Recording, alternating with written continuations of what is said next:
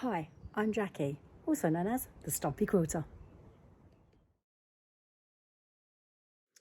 So I thought it was finally time, now the studio is finished, to do a video, to give you a tour, but also to tell you about some ideas we've had about how you can come and see us here at Bumblebee Cottage. But how did we get here? Well, most of you know I come from Hertfordshire, and it was there that I had a conservatory that was rapidly filling with my quilting hobby as well as my other crafting.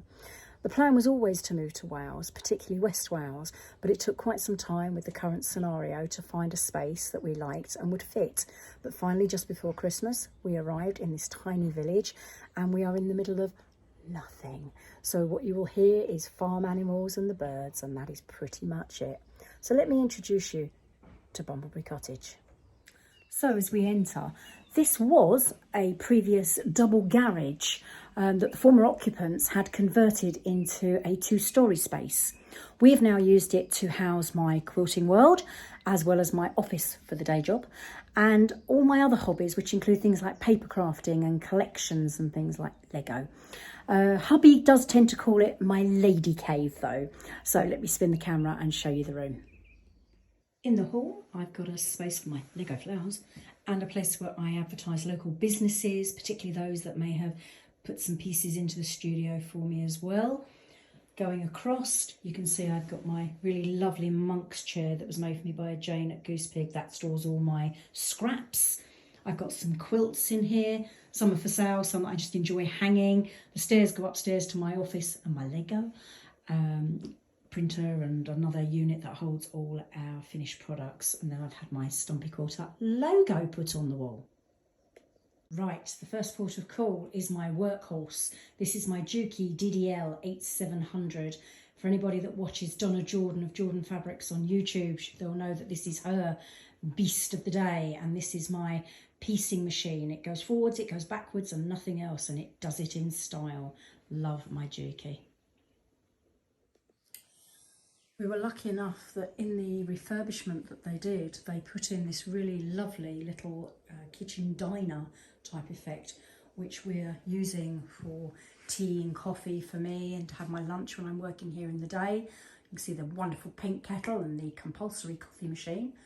But on the walls, we've decorated it with pieces that I've made. Some of these patterns are from Calico Kate in Lampeter that I will tell you about later this week. But there's also items like the Rather Be Quilting, which is from the Be Happy wire people on Etsy. And I've also got some other pieces from crafters around. Amy by Design has done some really lovely pieces to keep my bumblebee theme going. So this is my plant pot, which I absolutely adore. And she also did me a lovely light bottle. Obviously more of my wonderful bumblebees and flowers on the windows, but this gives us a nice social space when we're having a break.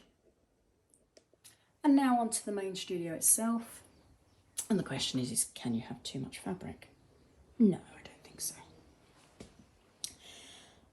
My second sewing station, under there are the pantograph patterns, which are what we use to transfer designs onto the quilt using the long arm. This is my second sewing station. And here is where my Janome Memory Craft Professional lives. Cracking machine that does all the intricate pretty patterns. You will have seen if you've had an advent calendar, particularly off of me.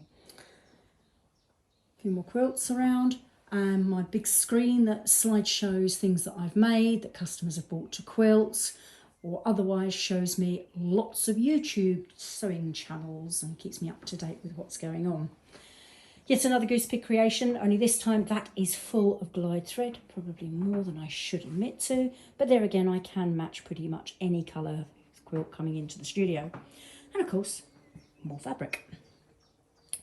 If I now bring myself back into the centre of the room, you can see Stumpy. This is my handy quilter Amara long arm.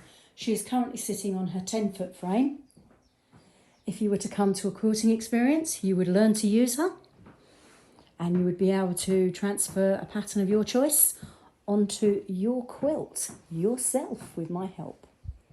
So much fun.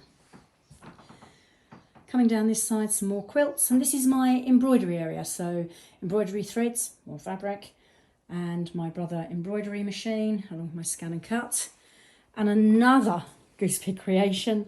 Jane does me proud.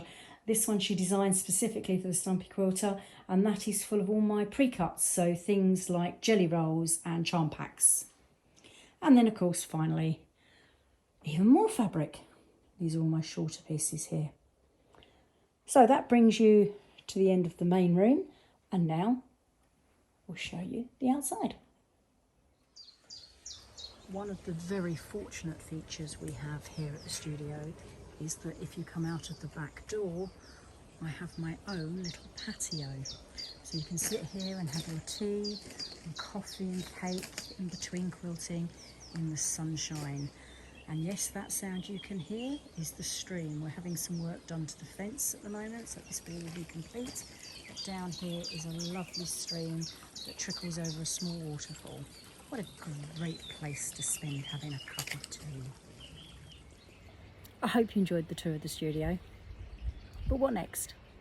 Well, if you've read any of the Sunday papers recently, where they've talked about the crafts and hobbies that grew during lockdown, you will see that quilting and patchwork were some of them. And that trend is actually growing now. So there's plenty of patchwork out there that needs to be turned into quilts. And there are also experienced quilters that have got patchwork ready to go too. So, okay, what are your choices? Well, you could try and quilt it on your domestic machine at home. That is possible in some cases. You could send it to a free motion quilter to have a bespoke design done, or even send it away to a company with a computerised long arm, where they allow you to pick one of their designs, you pick the thread colour online, and they send it back to you complete. Where's the fun in that?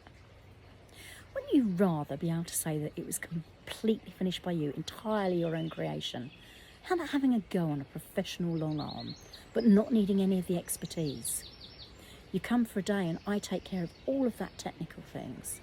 I take care of the tension and the loading. You just learn to drive and have fun. There's only one slight challenge, isn't there? And that is that we're in West Wales, which, unless you're fairly local, is quite a drive. But what if I said the word to you, Quiltcation? Now, I'm not talking about quilt retreats, nor am I saying you have to come for a week, although you might like to.